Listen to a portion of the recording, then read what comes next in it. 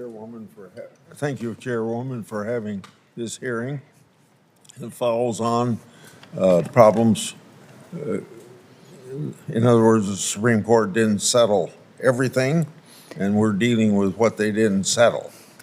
For most of the internet history, Supreme Court precedents barred states from compelling online retailers to collect sales tax on out-of-state remote sales.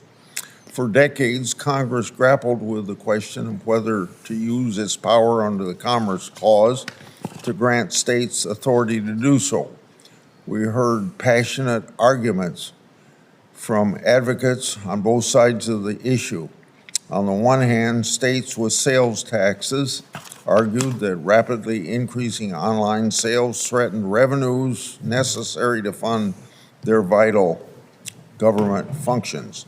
On the other hand, small online retailers worried that the burden and the cost of complying with the sales tax rules in thousands of states and local tax jurisdictions would be crippling. My good friend, now deceased, former Senator Mike Enzi, was a strong proponent of granting states authority to collect sales taxes from online retailers. His Marketplace Fairness Act would have allowed just that, but only if a state joined the streamlined sales and use tax agreement or adopted certain rules designed to minimize compliant costs and protect small business. Then, as we all know, in 2018, the Supreme Court flipped the script with its ruling in South Dakota Wayfair.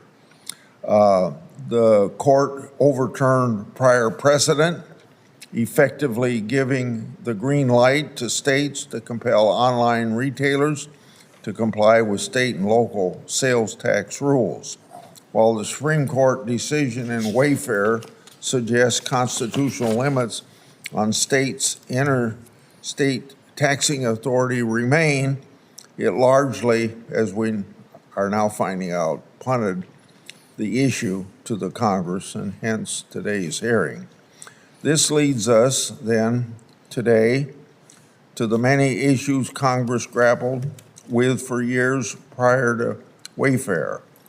These problems and issues still remain. Only now the question is what, if any, federal rules are necessary to minimize compliance burden and provide guidance to the states. Today we'll hear about challenges many online retailers face as they attempt to navigate sales tax rules that vary widely from state to state and even jurisdiction to jurisdiction. We'll also learn about actions states have taken since Wayfair. As a member of the sales tax and use tax agreement, Iowa, my state, has voluntarily implemented reforms to facilitate and simplify compliance by online retailers selling into Iowa. However, only 24 of the 45 states with a general sales and use tax have joined Streamlined, and no states have joined since the Wayfair decision was handed down.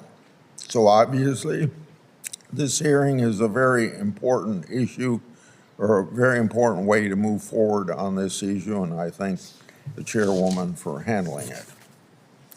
Thank you.